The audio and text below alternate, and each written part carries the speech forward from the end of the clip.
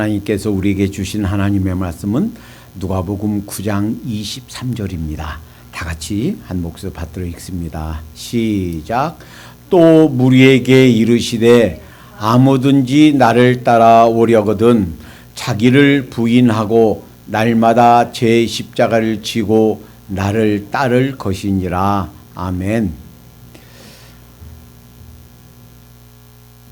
예수님을 개인적인 구세주와 주님으로 믿고 따르는 모든 사람들은 예수님의 제자인 줄로 믿습니다. 예수님의 제자는 그냥 교회를 왔다 갔다 하는 사람이 아니라 교회에서 구체적으로 그 주님을, 예수님을 개인적인 주님으로 모신 사람들이에요. 이런 사람들에게는 이 세상에서 먹고 입고 쓸 모든 것들을 책임지시겠다 약속하셨습니다. 마태복음 6장 33절 너희는 먼저 그의 나라와 그의 의의를 구하라. 그리하면 이 모든 것을 너에게 더하시리라 하는 약속은 빈 공약이 아니라 지금도 여러분과 저에게 살아있는 하나님의 약속인 줄로 믿습니다. 자, 이제 예수님의 제자로서 이제 남은 생에 제자는 열심히 선생님께 배우는 사람이에요. 자, 그러면 제자로서 어떻게 살 것인가, 어떻게 순종하며 살 것인가 하는 것을 오늘 본문에서 말씀해 주십니다. 가끔은 우리 성경 말씀이 너무 추상적이고 또 너무 넓고 막연해서 이거 어떻게 하라는 얘기인가 잘 이해가 안 될 때가 종종 있어요. 그러면 이제 이 말씀을 이게 무슨 뜻인지 잘 모르겠고 이 말씀을 어떻게 내가 순종하고 실천해야 될지 어떻게 살아야 될지 잘 모르겠습니다 라는 문제가 있을 때 이 말씀이 어떤 의미인가, 이것이 2000년 전, 3000년 전에는 어떤 의미였고 지금 이제 포스트 마던 시대를 살고 있는 2023년 오늘에는 어떤 의미인가라는 것을 성경 전체의 뜻에 잘 맞게 성경 전체의 의미에 어긋나지 않게 잘 분별해서 제시하는 것은 목회자의 책임이에요. 설교자의 책임이에요. 자, 그런데 그 설교자가 선포한 말씀을 이제 그것이 하나님께서 나에게 주신 말씀이구나. 내가 내 삶의 여러 부분에서 어떻게 이 말씀을 순종하고 실천해야 될까라고 그 말씀을 받아서 순종하는 것은 듣는 사람들, 우리 각자 개인의 책임이에요. 그러니까 이 말씀이 제대로 잘 이해돼서 잘 실천되어지는 것은 절반은 설교자 책임이고 절반은 우리 듣는 사람, 청자들 책임이다 하는 거예요. 이 말씀을 제대로 그 의미가 맞게 잘 풀어서 설명해 주고 그것을 하나님께서 나에게 이렇게 말씀하시는구나 라고 받는 것, 그리고 실천하는 것 우리 각자의 책임이에요. 근데 가끔은 이렇게 생각해요. 나는 그저 교회 그냥 일주일에 한 번 예배 참석하면 됐지요. 그리고 그걸로 다야. 그냥 그 이외의 나를 터치하지 마세요. 그저 다른 교회 성도님들이 내 개인 삶에 내 개인적인 거 물어오고 얘기하고 간섭하는 거 싫습니다. 내가 어디에 사는지, 내 주소가 뭔지, 내 전화번호가 뭔지 그냥 간섭하지 말고요. 그냥 내버려 두세요. 그냥 점잖게 주일날 와서 예배 잘 드리다가 가고 다음 주에 또 오고 그러면 됐지요. 사실은 이렇게만 하면 사실은 정말 예수님의 제자인가 하는 것이 이것이 의문점이 생긴다라는 거예요. 그래서 이 말씀 가운데 나에게 주신 음성은 무엇인가? 근데 가끔은 이래요. 그래서 목사님 설교 잘하고 오늘은 준비가 잘 됐어. 오늘은 좀 준비가 덜 된 것 같아. 감상하다 가는 경우가 있어요. 그것은 나에게 주신 하나님의 말씀으로 받는 자세가 아닙니다. 하나님의 바른 자세가 아니에요. 또 하나는 반대 경향이 있어요. 어떤 사람은요, 목사님이 나한테만 얘기했어. 어떤 때는 부부싸움 한다고 그래요. 여보, 우리 그 얘기 목사님한테 말씀드렸지? 목사님한테 일러 바쳤지? 예? 아니요. 나 목사님한테 아무 얘기 안 했는데요. 문제는 부부간에 문제가 있고 다툼이 있고 있는 깊은 문제를 목사님은 몰라요. 목사님은 그냥 성경에 있는 얘기 하는 거예요. 그런데 그것이 찔려요. 그리고서는 막 아내를 추궁하는 거예요. 여보, 목사님한테 우리 일러 바쳤지? 필요하면 하나님께서 우리에게 개인에게 말씀하신 줄로 믿습니다. 그리고요, 대부분은 거의 모든 문제들이 사실은 설교하는 설교자 자신도 포함돼요. 예를 들어 볼까요? 분을 내지 마라. 어떤 사람 그런 사람이 있어요. 아이고, 목사님한테 나보고 화낸다고. 그 화는 그 사람만 내나요? 다 내요. 다 목사님, 그럼 저는 화 안 내나요? 자주 내요. 부부싸움 안 나요? 해요. 모든 사람에게 다 해당되는 거예요. 그냥 하나님께서 하나님의 말씀이니까 전하는 거지 그 사람한테만 전하는 게 아니에요. 다만 가끔 하나님께서 성령님께서 우리에게 밝혀주실 때가 있어요. 그러면 그 마음을 겸허하게 하나님께서 이렇게 깨닫게 해주시구나 라고 받으면 되는 줄로 믿습니다. 자, 그러면 오늘 본문에서 예수님의 제자로서 해야 될 일을 간단히 이제 세 가지. 하나는 부정적인 의미에서 자기를 부인하라 했고, 두 가지는 긍정적인 의미에서 제 십자가를 치고 나를 따르라 그랬어요. 근데 이것이 사실 너무 막연해요. 그래서 이게 무슨 뜻인지 잘 이해가 안 돼요. 그래서 그 부분, 이것이 무슨 말씀인가 하는 것을 좀 깊이 있게 묵상하도록 하겠습니다. 그러니까 우리는 매번 말씀을 들으면서 어떤 사람은 그런다고 그러죠. 그 목사님 설교가 최고 잘해. 왜? 모든 설교 20분이면 딱 끝나. 그래서 화장실 가고 싶은데 그러면 설교 끝나고 이제 축도하려고 그래. 그래서 이제 짧게 하는 목사님이 설교가 최고 인기 있대요. 그리고 어떤 사람은 1시간 내내 설교하면서 막 웃겨요. 그래서 이게 내가 지금 코미디 극장에 왔는지 예배드리러 왔는지 여하튼 뭔가는 모르는데 재밌다. 그래서 물론 오락적인 요소도 있으면 좋지요. 그런데 그런 것보다도 더 중요한 것은 이 말씀 가운데 나에게 들려준 음성은 무엇인가? 이 말씀 가운데 나보고 어떻게 살아란 것인가? 내 인생 속에, 내 지금 삶 속에, 내 마음 속에 주신 하나님의 음성이 무엇인가? 여기에 주목하시기 바랍니다. 그래서 매 시간, 그것이 예배 드릴 때마다, 또 성경 읽을 때마다, 성경 들을 때마다 나에게 주신 하나님의 음성은 무엇인가? 나에게 뭐라고 말씀하시는가? 내 남은 인생에 대해서 하나님께서 뭐라고 인도하시는가? 주목하고 들으시기 바랍니다. 자, 오늘 첫 번째 예수님의 제자로서 해야 될 일을 말씀하시면서 목사님 좀 건드려 주세요. 예. 예. 또 무리에게 이르시되 아무든지 그랬어요. 아무든지. 이 말은 구원에는 하나님의 자녀가 되는 데는 제약이 없는 줄로 믿습니다. 백인이든 흑인이든 황인종이든 배웠든 못 배웠든 유대인이든 헬라인이든 아니면 남자든 여자든 어른이든 아이든 구분이 없다라는 거예요.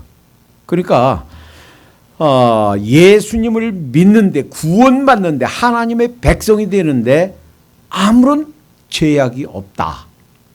조건이 없다. 누구든지 아무든지예요. 자, 나를 따라오려거든.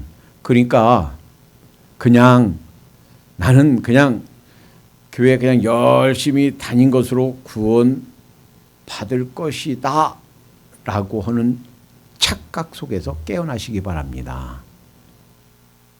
그 예수 그리스도와 개인적인 구체적인 관계를 맺은 것이 없이 30년, 50년을 빠지지 않고 예배에 잘 참석했어도 그걸로 천국 가지 못합니다. 저는 11조 생활도 했는데요. 주일 성수도 했고요. 교회에서 그 시키는 거 그 책임 분량 다 했는데요. 게다가 가끔 고아원도 양론도 찾아가서 어려운 사람들 도와줬는데요. 그걸로 구원받지 못한다. 예수님이 그러셨어요. 나는 너를 알지 못하노니 나를 떠나라.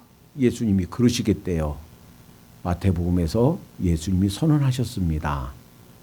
참된 제자가 되지 못하면, 즉 나를 따라오는 자, 예수님이 제자가 되지 못하면 그 하나님과 나와 구체적인 영적인 아버지와 아들, 딸로서 관계가 맺어지지 못하면 구원에 이르지 못하는 줄로 믿습니다. 그게 문제예요.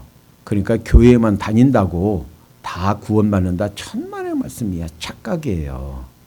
선한 일 많이 하고 그냥 양심적으로 잘 살고 죄 안 짓고 열심히 참 착하게 살려고 하면 구원 받을 거 아닙니까? 아니에요. 천만의 말씀이에요. 나를 따라오려 했거든. 그러니까 예수님을 따르는 자, 이 자가 바로 구원받는다. 예수님이 제자다라는 거예요. 자, 그 다음에 첫 번째 부정적인 의미에서 조건이 자기를 부인하라 하는 거예요. 여러분 한번 대답해 보세요. 자기 부인하는 것이 뭘까요? 다 들을 수가 없어서 제가 하겠습니다. 자기를 부인하라. 너무 이게 막연한 것 같아요. 아니, 나를 부인하라니. 사도 바울이 갈라디아서 2장 20절에서 이렇게 고백합니다. 내가 그리스도와 함께 십자가에 못 박혔나니 그런즉 이제는 내가 산 것이 아니요 내 안에 그리스도께서 사신 것이라. 이제 내가 육체 가운데 사는 것은 나를 사랑하사 나를 위하여 자기 몸을 버리신 하나님의 아들을 믿는 믿음 안에서 사는 것이라. 그러니까 믿는다는 것은, 하나님의 자녀가 된다는 것은 예수 그리스도가 십자가에서 나를 위해서 돌아가셨다 하는 것을 믿는 거예요. 또 그뿐만 아니라 그와 함께 2000년 전에 예수님이 못 박혀 돌아가실 때 나도 연합해서 죽었다, 못 박혔다 라는 것을 믿는 자예요. 여러분, 세례가 아니라 침례라는 것은 참 맞는 가르침입니다. 언제 한번 날 잡아서 왜 세례가 아니고 침례인지, 그래서 여러분 성경 읽을 때 세례라고 읽지 마세요. 침례로 바꿔 읽으세요. 우리나라 그 개역 성경이 중국 성경에서 번역돼 왔어요. 그래서 중국 성경하고 우리나라 성경만 세례라고 돼 있어요. 다른 어떤 성경에도 세례라고 안 돼 있어요. 모든 영어 성경, 원어 성경 말도 없고 다른 나라 성경 다 침례라고 돼 있어요. 그 바꿔서 읽으시기 바랍니다. 왜냐하면 거기에 의미가 커요. 복음이 숨겨져 있어요. 그런데 침례 의미가 무엇입니까? 그냥 물 찍어 발라서 그냥 어떤 의식, 구원받기 위한 의식? 아니에요. 그걸로 구원 못 받아요. 캐톨릭에서, 로만 캐톨릭에서, 천주교에서 영세반으로 구원받는다 가르치죠? 틀렸어요.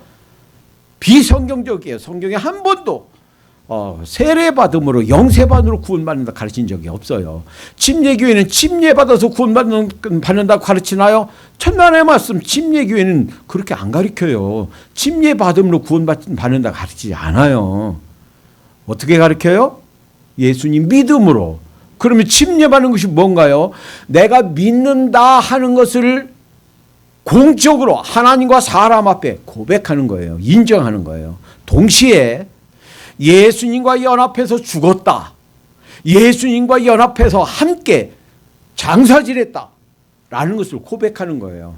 그러니까 물속에 들어가는 것은 내가 죽어서 장사 지냈다. 라고 하는 것을 고백하는 거예요. 내가 죽었음을 이덕재라는 인간, 이 세상에 죽었다. 라고 하는 것을 시인하는 게 그게 침례예요. 그러니까 우리 믿는 자로서의 삶은 무엇인가? 자기를 부인한다 하는 것이 무엇인가?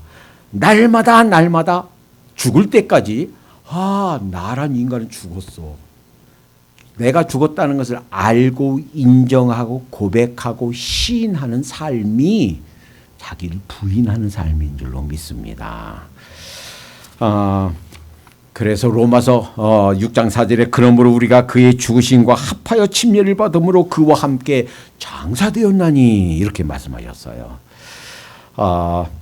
갈라디아서 5장 24절에 이 부분에 대해서 조금 더 아주 실제적으로 명확하게 잘 표현하고 있어요. 그리스도 예수의 사람들은 육체와 함께 그 정과 욕심을 십자가에 못 박았느니라. 우리의 정과 욕심을 십자가에 못 박았다 하는 거예요. 자, 그러면 조금 더 구체적으로 자기를 부인하는 것이 무슨 뜻인가? 자기를 부인한다 하는 것이 무슨 뜻인가? 적어도 여러 가지가 의미가 있지만 가장 중요한 세 가지를 정리해 보겠어요. 첫째는 나를 부인한다.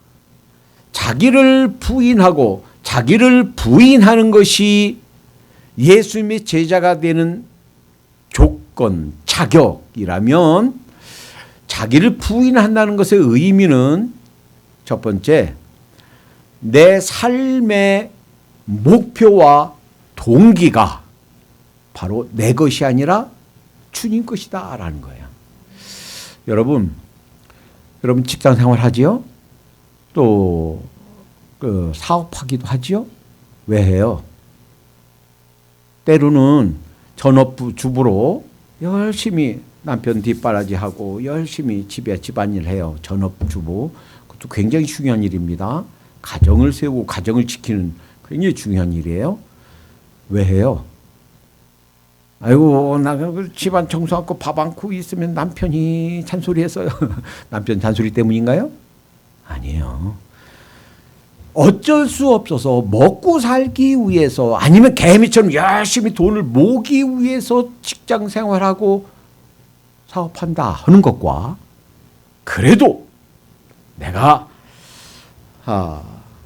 조금 벌어야 선교 헌금도 하고 또 어려운 사람 좀 돕기도 하고 하나님을 위해서 뭔가 선한 일을 한다 라고 해서 하는 것은 천지 차이가 나요. 그러니까 조금 먹고 살기 위해서 그냥 돈 모으기 위해서 하면 조금 힘들어. 아이고 힘들어. 아이고. 그런데 내가 조금 수고하고 내가 힘들더라도 조금 더 모으고 그래서 선교 헌금 좀 더 하고 어려운 사람도 돕고 선한 일을 해야지 하는 사람은 조금 힘들어도 고달퍼도 몸이 그냥 힘들어도 기뻐요. 왜? 내가 기쁜 것으로 인해서 복음이 더 효과적으로 전파되고 복음을 전하는 우리 선교사님들이 용기를 얻고 이것 때문에 얼마나 기쁜가. 그러니까 자기를 부인한다는 얘기는 그 인생의 그 일의 목표가 그리고 그 일을 한 동기가 나를 위해서가 아니라 바로 주님을 위해서다라는 거예요. 또 하나 둘째, 내 옛사람, 내 육체의 소욕을 따르지 않고 성령의 소욕을 따른다 하는 거예요. 아이고 그럼 그것도 또 어려운 말이네. 어려운 개념이 이게 개념이 안 오네요. 이런 말이에요. 내가 이르노니 너희는 성령을 쫓아 행하라. 그리하면 육체의 욕심을 이루지 아니하리라 하고서 육체의 소욕은 내 육체가 원하는 것은 성령을 거스리고 성령의 소욕은 육체를 거스리나니 이 둘이 서로 대적하여 너희 원하는 것을 하지 못하게 한다. 육체를 따라서 한다. 그래서요, 육체를 따라서 사는 사람들은 무슨 육체적인 즐거움이 있을까 그것만 찾아요. 그리고 그런 기회 올 때마다 다 즐겨요. 이것이 육체를 따라 사는 거예요. 그러면 육체를 따라 사는 일이 무언가? 갈라디아서 5장 19절에서 21절에 아주 구체적으로 설명해요. 육체의 일은 현저하니 곧 음행과 더러운 것과, 그러니까 이 세상 즐거움, 순간의 쾌락만 따라서 그런 기회 있을 때마다 즐기면서 산다는 거예요. 호색과 우상숭배와 술수와 원수 맺는 것과 분쟁과 시기와 분냄과 당지는 것과, 그러니까 그냥 옛사람 우리 예수님 믿기 전에 하던 그 속사람 옛사람을 따라 사는 것, 그것을 딱 멈추고 성령님께서 뭘 원하시는가, 하나님께서 이 상황에서 기뻐하시는 무엇인가, 이걸 따라 사는 삶, 이것이 바로 자기를 부인하는 삶이다라는 거예요. 또 하나, 자기를 부인하는 삶이 뭔가?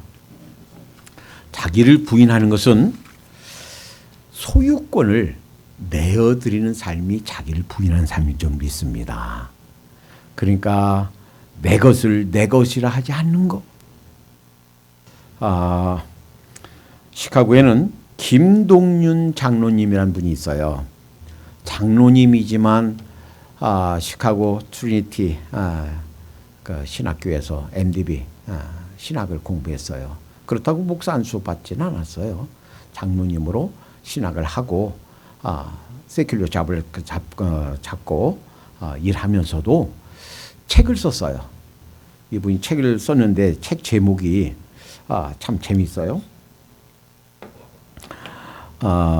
예수님 다음으로 돈이 좋아요. 얼마나 솔직해요. 책 제목이 예수님 다음으로 돈이 좋대요. 교회 성장연구소에서 나왔습니다. 돈 다스리기, 규장문화사에서 나왔습니다. 부자를 꿈꾸는 청지기. 부자가 되는 거 싫은 사람이 어디 있어요. 생명의 말씀사에서 나왔습니다. 그리고 전국으로, 그리고 다른 나라로 각지로 그리스도인의 경제생활이라는 제목으로 세미나 다니고 강의하러 다녀요. 예수님 다음으로 돈이 좋아요. 얼마나 솔직 담백한 제목입니까? 이분이 그 책에서 이렇게 얘기하는 거예요. 내가 내 가진 물질, 내 소유, 내 거다 라고 생각하면 돈에 속박되어서 쇠사슬처럼 돈이 나를 얽어매서 살게 된다는 거예요. 돈이 내 거다 라고 생각하면 사실은 그 돈에서 자유로울 수가 없답니다. 쇠사슬로 나를 묶어서 나의 자유를 박탈해버린대요. 정말 나에게 있는 물질이 내 것이 아니라 하나님 것이다. 나한테 잠시 맡겨놨을 뿐이다. 이렇게 생각해야 자유로울 수가 있대요. 재물의 소유권이 내게 있지 않고 하나님에게 있다 하는 것을 내드리면 네 가지가 유익하답니다. 이분이 이 자기 책에서 강의에서 주장하는 거예요. 첫 번째, 끊임없이 일어나는 이기심과 소유욕을 극복할 수 있답니다. 여러분 낚시 해보셨어요? 가끔 낚시하다가 그걸 따먹어요. 그러니까 이 고기편에서 보면 그거 따먹으려 하다가 코낄 뻔했어요. 그 어떤 때는요 코 깼다가 입이 툭 해가지고 입이 좀 찢어지죠. 그런데 이 물고기가 그 다음에 또 이렇게 그 미끼를 끼면 또 물어요. 그래서 잡아서 보면 벌써 여기 찢어져 있어. 아까 물었다가 놓친 놈이야. 그런데 또 물어. 왜 그런지 아세요? 그 나를 올가매려고 했던 그 낚시 바늘이라는 걸 잃어버려서 그래요.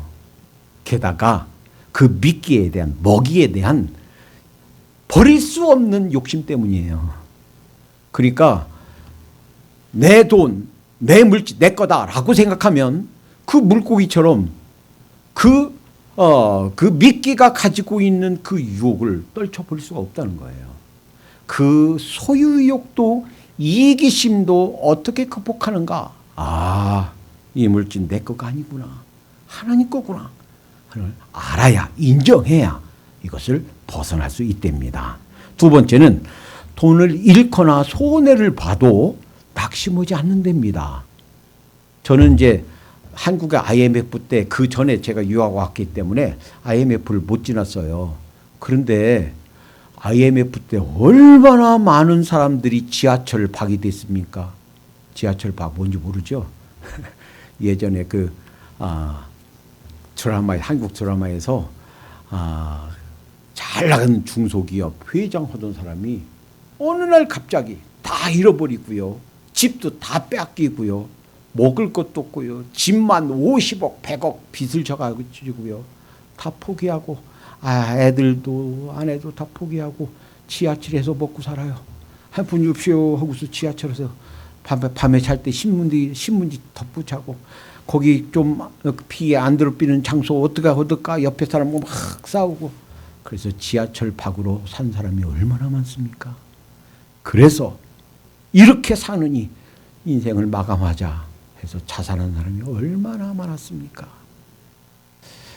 그게 왜 그런가? 나에게 있는 물질이 내 것이라고 생각하니까 잃어버리면 그걸로 끝장이다. 더 이상 가기를 포기하는 거예요. 그러나 비록 회사가 망해서 모든 것 다 잃어버리고 집도 다 빼앗기고 50억, 100억 빚을 졌어도 그 돈이 내 돈이 아니고 하나님 돈이다라고 생각하면 왜 포기해요? 빚을 진 사람한테 가서 미안합니다. 내가 잘 세합하려고 하다가 이렇게 빚 졌네요. 내가 나중에 일었으면 한 푼도 띵거 먹지 않고 다 갚겠습니다. 참아주시오. 라고 하면 죽여요, 살려요? 그 사람은 반드시 일어날 줄로 믿습니다.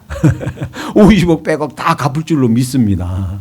그런데 그것을 내 돈이라고 생각하니까, 이제 일할 수가 없다라고 생각하니까 인생을 마감하고 자살하는 거예요. 그러니까 내게 있는 물질이 내 것이 아니다라는 것을 인정해야 극복한다는 거예요. 세 번째, 고난과 궁핍의 때가 올 때 하나님의 손길을 경험하게 되고 또 염려하지 않는다. 그러니까 내 물질이 내 것이다라고 생각하면 주머니가 비었으면 걱정해요. 어떡하지? 그런데 물질이 하나님 거다. 잠시 나한테 맡긴 거다라고 생각하니까 추실 때도 있고 안 주실 때도 있고. 욥 보세요. 욥. 모든 재산 다 날아가고 10명의 자녀를 다 죽고 모든 짐승떼 종들 다 뺏기고 몸에 병들고. 그렇지만 그거 하나님이 주신 거 하나님이 가져가시니까 그래도 감사. 그러니까 결국은 다 회복되잖아요.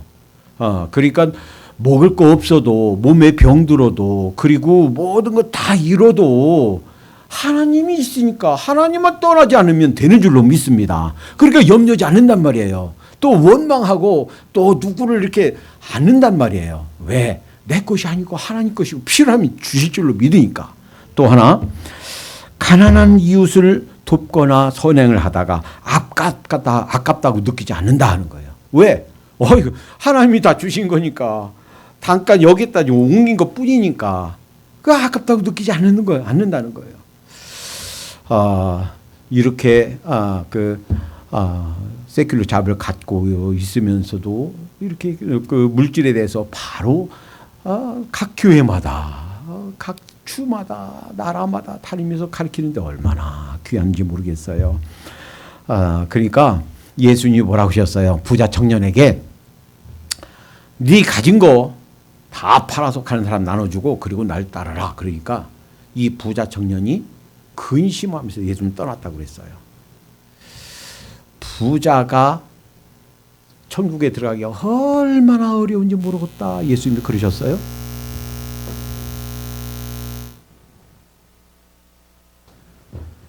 부자는 물질이 많다고 부자가 아니에요. 그 돈이 내 거다라고 생각하는 사람이 부자인 줄로 믿습니다. 돈이 많든 적든 돈을 사랑하며 부자예요. 그리고 그 돈이 내 거다라고 생각하면 부자예요.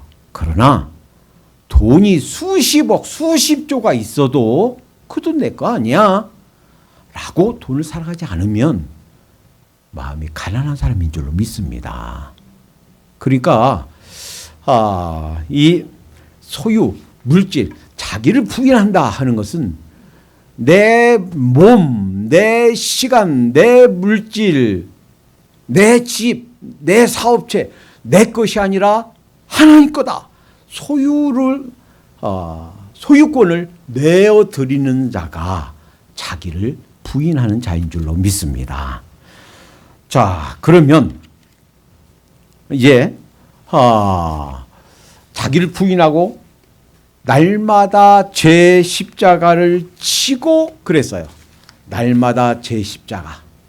여러분과 저에게는 각자에게 맡겨주신 십자가가 있는 줄로 믿습니다. 예수님께서도 그 십자가 지는 거 쉽지 않았어요. 잡혀서 돌아가시 전날 하나님 할 수만 있으면 이 잔을 내게서 지나가게 하옵소서. 그러나 내 뜻대로 마옵시고 아버지의 원대로 하시옵소서. 얼마 동안 3번이나 기도했다고 그랬어요. 참 어려웠습니다. 여러분과 저에게 맡겨준 십자가가 무엇입니까? 지기 어려울 수도 있어요. 견디기 어려울 수도 있어요. 그것 때문에 다른 거 내려놓아야 될, 희생해야 될 어떤 것도 있을 수가 있습니다. 그러나 하나님께서 나에게 맡겨주신 십자가가 뭐다라는 걸 깨닫는 순간 우리 인생의 터닝 포인트가 돼요. 아브라함이 75세까지는 그냥 살았어요. 그런데 하나님의 음성을 듣고 하나님의 부르심을 받고 너를 통해서 만인이 구원받게 된다, 복받게 된다는 걸 깨닫는 순간 터닝 포인트가 이루어졌어요. 모세가 80년까지는 그냥 살았어요. 그리고 자기 힘으로 해보려고 살았어요. 그러다가 80세 될 때 하나님께서 음성을 들려주셨어요. 가서 애굽 사람들, 그 속에 종살이하는 이스라엘 사람들을 해방시켜라. 아, 이것이 내 십자가구나. 아, 이것이 내 일생의 목표구나. 이 일을 위해서 하나님께서 40년간 바로의 궁에서 살게 하셨고, 이 일을 위해서 40년간 광야에서 살게 하셨고, 이 일을 위해서 나를 세상에 태어나게 하셨구나 깨닫는 순간 그것이 그의 터닝 포인트가 됐어요. 사도 바울이 다메섹 도상에 가기 전까지는 그냥 살았습니다. 그리고 구약 성경에 있는 이 하나님 말씀만 실천하는 것이 그게 다인 줄 알았어요. 그러나 다른 사람은 듣지 못하는 음성을 들었어요. 다른 사람은 보지 못하는 환한 빛을 보았어요. 눈이 멀 정도로 아주 강력한 빛을 보았어요. 그리고 음성을 들었어요. 사울아, 사울아, 왜 내가 나를 핍박하느냐? 누구십니까? 나는 내가 핍박하는 예수다. 그리고 다른 곳에서 얘기해요. 그러면서 내가 너를 이방의 선지자로, 이방의 사도로 세웠노라. 이것을 깨닫는 순간 그의 터닝 포인트가 됐어요. 예수님 믿는 사람들을 잡아 죽이던 그가 반대로 예수님을 전하는 사람이 되었습니다. 예수님을 전하는 사람들을 핍박하던 그가 이제는 예수님을 전하는 것 때문에, 그 때문에 옥에 갇히고 매맞고 결국에는 목 잘려 죽는 참수형을 당해서 죽었습니다. 여러분과 제가 나에게, 내 일생에 나에게 주어진 십자가가 무엇인가, 내가 짊어질 하나님께서 내게 주신 미션이 무엇인가 발견하는 순간 우리 인생의 터닝 포인트가 될 줄로 믿습니다. 각자에게 우리에게 주신 십자가가 있어요. 깨닫는 순간 우리 인생이 바꿔집니다. 아직 잘 모르겠어요. 기도하십시다. 주님, 제 십자가는 무엇입니까? 제가 져야 될 십자가는 무엇입니까? 깨닫게 해주세요. 발견하도록 하십시다. 그리고 기쁨으로 지도록 하십시다. 주님께서 여러분과 저를 위해서 십자가를 지셨듯이 이제는 반대로 내가 주님 위해서 십자가를 지겠습니다.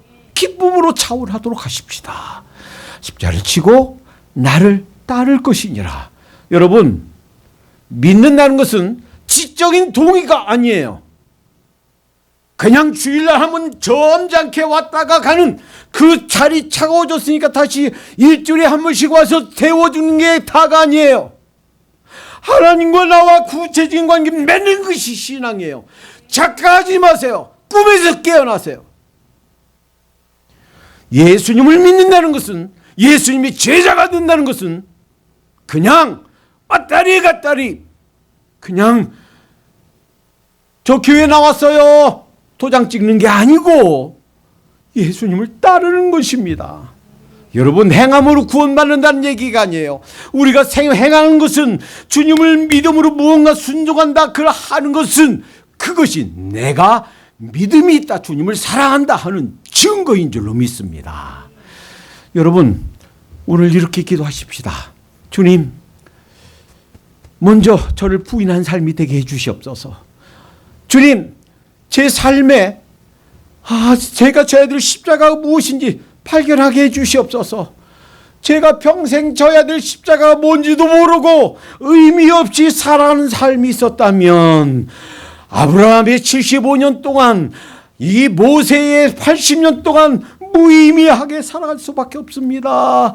나를 왜 이 세상에 나게 하셨나요?